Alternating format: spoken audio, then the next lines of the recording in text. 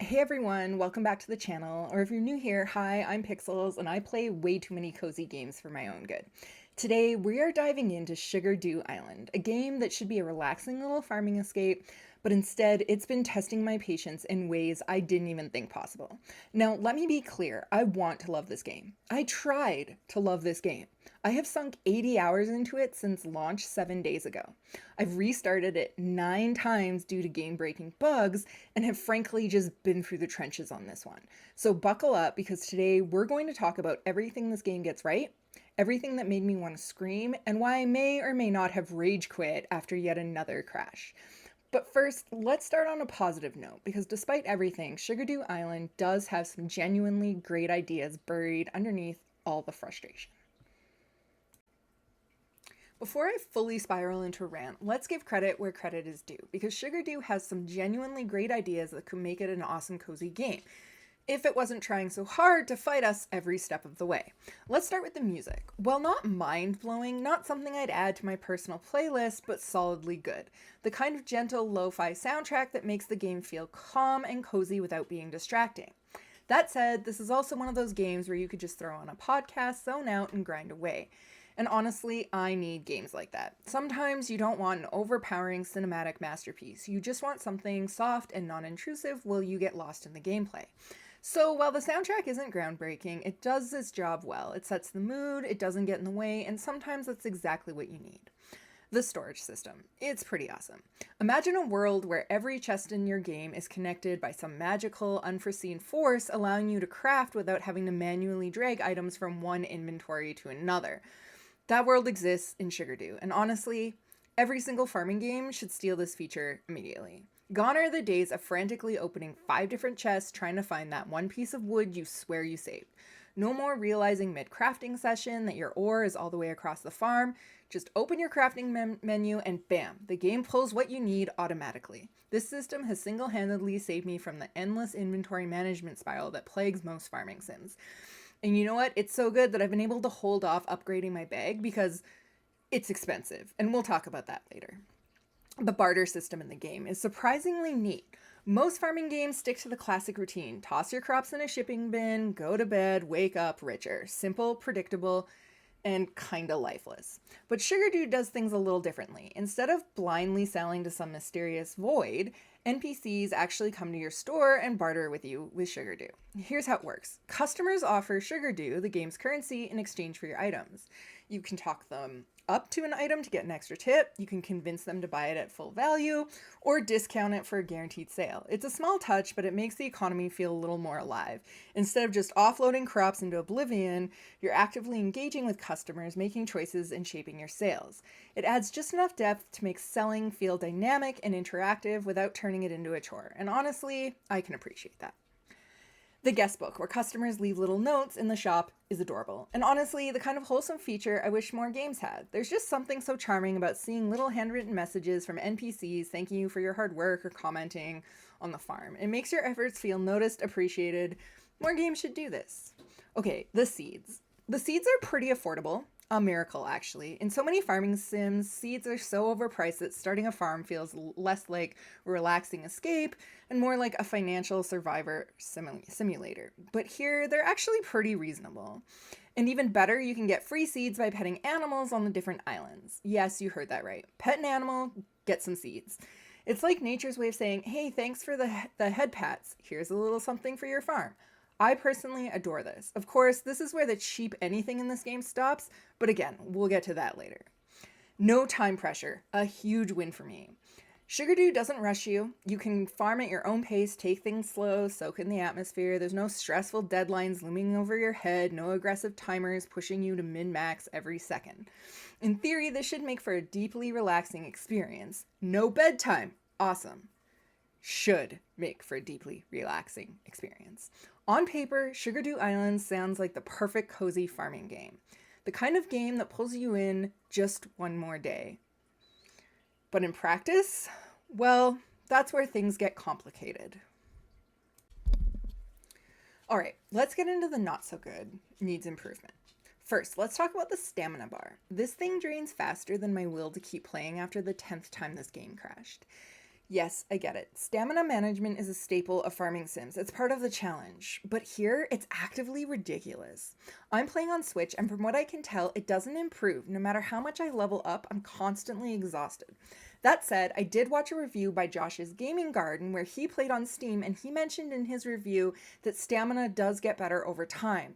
So I'm not sure if this is a bug or a balancing issue with the Switch version, but as it stands now, it's pretty unbearable. The second problem is that the energy economy that's linked to the stamina bar doesn't really make much sense. If you water a few plants, your entire day is gone.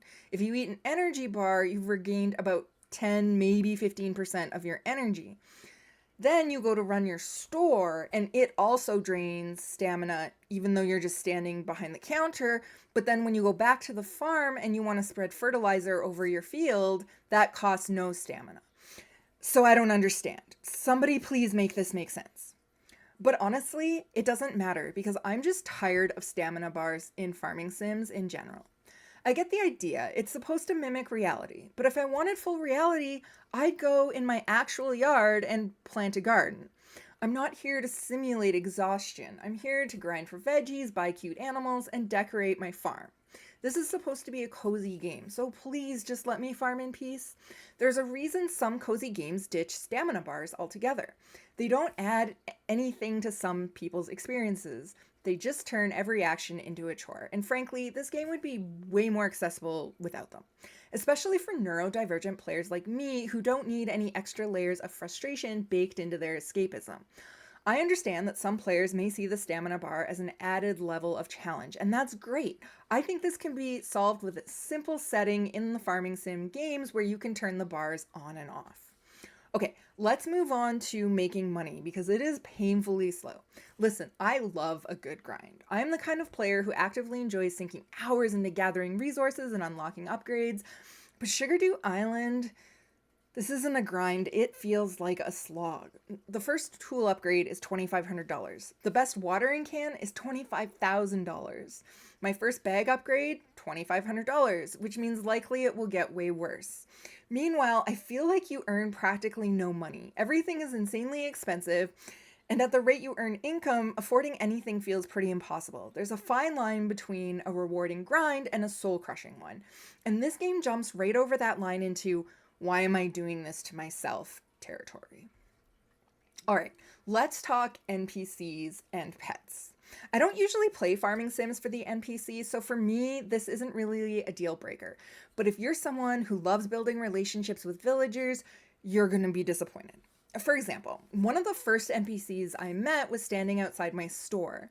They said, "I hope you're okay after washing up on shore." You get to respond with only okay. And then the screen fades out and you're back in front of your store. No follow-up, no personality, nothing. Even for me, someone who actively avoids befriending NPCs and gets mad when I accidentally hit the A button and have to talk to them, I was like, okay then, bye? If I had gone into this game expecting deep and engaging characters, I would hate this passionately. Unfortunately for me, pets aren't much better. This is a disappointment. I was so excited to have a pet in the game, but my cat never seems to even leave the porch. It just exists. There aren't really any playful animations or fun interactions. It's just kind of stationary and walks around, and sometimes I pet it and it gets a heart above its head. And to be fair, this isn't just a problem with Sugardew Island. A lot of farming sims treat spouses and pets as afterthoughts. They're there, but they don't feel alive, and they definitely don't add anything to your farm or the world around you. I really wish more games would make pets and spouses feel like actual parts of the farm. Like pets that roam around more, follow you, maybe interact with your crops, a border collie that corrals your sheep, spouses that feel more than just an NPC, maybe with extra dialogue, or again, helping around on the farm, like picking vegetables. A farm that just feels lived in. It's a small thing, but it would go such a long way in making the world feel fuller and more immersive. In any case, in Sugardew Island right now, neither the NPCs nor the pets bring much life to the game, and that's a shame. Okay, decorating. So you want to make your farm your own. You want to set it up in a cute personalized layout. Well, good luck. You can put fences around your crops, so there's at least that. But beyond that, this game is weirdly restrictive about where you can and can't decorate. For example, you can't decorate any part of the barn area. Why? I'm not sure. I tried to make a cozy, logical setup, maybe add some hay bales, a feeding trough, a little fenced off space to make it actually look like a barnyard, but there's no options for decoration, and you can't even place fences in there.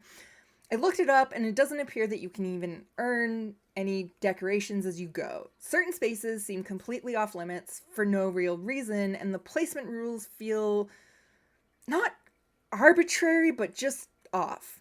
Some areas let you place fences, mostly in your crop areas, while others are randomly just blocking you from doing so. There's also no decorative gates that I can find, so I can't gate anything off. I'm not looking for sim level freedom here, just let me decorate the space I'm supposed to be managing. It's frustrating because this could be such a simple fix. Just let players customize their farms. Yet, I still see potential in this game. I want to acknowledge something important. For me personally, some of these issues aren't total deal breakers. I have autism, and I think this game could actually be a solid tool bag game for me. What's a tool bag game? Put simply, it's a game with a simple, repetitive gameplay loop that I can play in short bursts to help ground myself when I'm overwhelmed, particularly in social situations, like if I'm at a big family gathering or Christmas or social events with friends, the kind of game I can use to reset. So yeah, I can see myself picking this up for 30-minute chunks outside the house. But let's be real, I'm probably in a very tiny minority here. Most players aren't looking for a tool bag game. They want a cozy farming sim that respects their time. And Sugardew Island just isn't there yet. So what needs to change? Expanded NPC interactions. Right now, NPCs feel lifeless. They exist, but they don't engage, grow, or react in a way that makes the world feel immersive. Adding more dialogue options, personality, and other relationship progression would go a long way in making the town feel like an actual community instead of a set of background props. Give us reasons to care about these characters. Allow for better decorating. The current placement restrictions make no sense. Let us fully customize our farm. The barn area being off limits is frustrating, and decorating feels rigid instead of creative. A farming sim should make you feel at home in your space, not like you're trying to work around an invisible rulebook that dictates where things can and can't go. Make the grind less brutal. There's a fine line between a satisfying grind and a soul-draining slog, and Sugardew Island leans too hard into the latter. Tools are ridiculously expensive, progression is painfully slow, and making money feels way too difficult. The devs need to rebalance the economy to keep the game engaging without making players feel like they're working a second job. Fix stamina scaling. The stamina bar shouldn't be a punishment. Right now, it drains way too fast, and there's no real sense of progression. Players should feel stronger over time as they level up, not perpetually exhausted after watering a few plants. Also, why does running the store drain stamina? I'm still stuck here. That's not how energy works. I get retail is a hard job. I worked at Walmart for years. I get it. But a little balancing here would make the game infinitely more enjoyable. Fix some of the money issues. Money is way too slow to earn, but everything is so expensive. If the game is going to make upgrades cost a fortune, it should at least give us more reliable ways to make money. Either increase profits from selling items or reduce costs on things like bag upgrades and tools. Right now, it feels like the economy is stacked against the player. Make certain resources regrow faster. Weeds and wood need to respawn a little quicker. Weeds in particular are essential for making wet fertilizer, which is currently the only way to keep crops permanently watered through harvest. But no matter how few crops I have, I feel like I'm constantly grinding for fertilizer just to keep my farm alive. At the moment, I'm not even sure if sprinklers exist because of the game-breaking bugs. If they don't, that's a serious issue. The wet fertilizer system is cool and unique, but only if there's a sustainable way to keep up with the demand. Otherwise, it just turns into another exhausting grind. This game would just be so much better with those changes. Alright, we have to talk about the game bugs and the crashes, because this, not the grind, not the weird stamina system, not even the ridiculously overpriced tools, is what truly broke me. If you're playing on Switch, Godspeed, because you are braver than a warrior facing a Dark Souls boss with no armor and a broken sword, because this game crashes continuously. I'm talking getting stuck in the void. Just poof, your character ceases to exist. No explanation, no escape. You have to close the game completely out and hope it didn't also eat your save file. Harmony exchange cutscenes are literal death traps. Enter one at the wrong time and congrats, your game just self-destructed. Tool upgrades disappearing into the abyss, accept a quest, and poof, that shiny new watering can is gone. The story progression also seemed to halt completely a couple times, and I literally couldn't continue the game. And speaking of saving, save religiously. I'm talking treat saving like a sacred ritual. Light a candle, say a prayer, do a full moon offering, because I lost multiple playthroughs. 8 to be exact. Simply because I forgot to manually save before going into a cutscene. Was that on me? Maybe, but also, why is this even a thing I have to worry about? But I pushed through. I restarted. Again, and again, and again, and again. By the time I reached my 8th restart, I was emotionally, mentally, and spiritually exhausted. But finally, yesterday, March 13th, an update came, and I was able to unlock tool upgrades without them disappearing. Except, then they were insanely expensive. Yay! And then it happened. It crashed. Again. I stared at my screen, unblinking, processing. Then, with a level of composure I didn't know I had, instead of throwing my Switch out a window, I gently placed it down, stood up, and walked away. Because I said I was done. But wait! As I mentioned, March 13th, there was an update. I decided to try it one more time. I went on Twitch, decided I'd stream, see what they fixed. So, what did they fix? They fixed a shop issue on Switch where you couldn't see the barter prices in the shop, so that was helpful.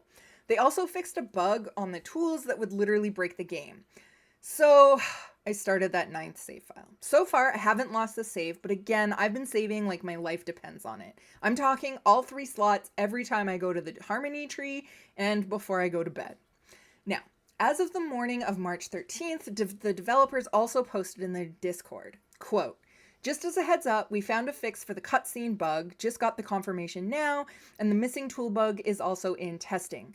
So those should be gone soon. Fingers crossed Nintendo won't have to wait too long for the push out once the patch is available." End quote. So maybe Switch players will finally get some relief. But until then, stay far, far away. Okay, so should you play Sugardew Island? If you're a cozy farming sim enthusiast with the patience of a saint and the emotional resilience of someone who willingly plays Hades for fun, maybe? To be fair, the devs do seem to be listening to feedback, which gives me lots of hope. As stated, we got a Nintendo update that fixed the shop UI, so now you can actually see what your trade deals do instead of making blind guesses like some kind of medieval merchant. They also patched the tool upgrade bug that was eating people's progress, which is a huge step in the right direction.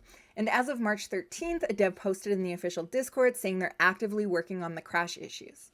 Here's the thing though, this is a Switch problem. And if you've ever waited for a Switch patch, you already know what that means. Patience. Because Nintendo moves at the speed of a grandma crossing the street with a walker. Patches take forever to get approved, and I wouldn't be surprised if it's a while before things truly get stable. This whole situation actually kind of reminds me of Luma Island, another game that launched as a grindfest disaster, but actually listened to community feedback and came out on the other side much stronger. And now, Luma Island, fantastic game. They didn't have all the Switch problems, because they only released on Steam right now. But the Grindfest itself reminds me a little bit of that situation, and I want to believe the same thing is going to happen here. But for now, I would say just wait on Sugardew Island if you haven't bought it yet. However, if you do want to play, here are some survival tips. 1. Save constantly. No, seriously, make it a reflex. Save in all 3 slots, especially before a cutscene, because your save file might just poof, gone into the abyss. Use chests. They're all connected, which is probably the best thing about this game. No, wait, I lied. It's the second best thing about this game. The best thing about this game is petting every animal you see, because you might get free seeds, and free seeds equals free money. 4. Brace yourself for bugs. Mentally prepare, maybe keep a stress ball nearby. 5. A dev patch is coming, and as of March 13th, devs are actively working on it. But again, this is Nintendo, so there's no ETA on when we'll actually see it. Finally, if you haven't bought the game yet but still really want to pick it up on Steam, not Nintendo. I hear the bugs are much less prevalent on the PC version. And one more thing, a message to cozy game devs. Please be more careful with Switch ports. This is becoming an all too common issue with cozy game devs, especially those trying to launch their games day one on Switch. I'm not a dev, but based on how often this happens, I have a strong suspicion that the Nintendo infrastructure is an absolute nightmare to work with. And given how long it takes for patches to roll out, I would genuinely rather wait for a properly working port than buy a broken game at launch and have to twiddle my thumbs for the remaining 2 months for it to be playable. Yes, I'm looking at you, Sunhaven. So, right now, as it stands, I can't recommend this game. Not until the crashes are fixed, the progression doesn't feel like a second job, and the experience is actually stable enough to enjoy. That said, if the devs roll out a major update that truly fixes these issues, I'll be the first to dive back in, sink another 80 hours into a fresh save, and give this game the fair shot it deserves. Because despite everything, I want to love this game. I really do. So, what about you? Have you played Sugardew Island? Did you play it on the Switch? Did you play it on Steam? Did you have the same problems as me? Did you rage quit? Or are you somehow thriving in the chaos? Or are you like me on your 9th save file and maybe your Switch hit a wall? Let me know in the comments, and if you enjoyed this video, don't forget to like and subscribe and hit the notification bell so you don't miss any more farming sim rants in the future. And I'll see you all in the next one.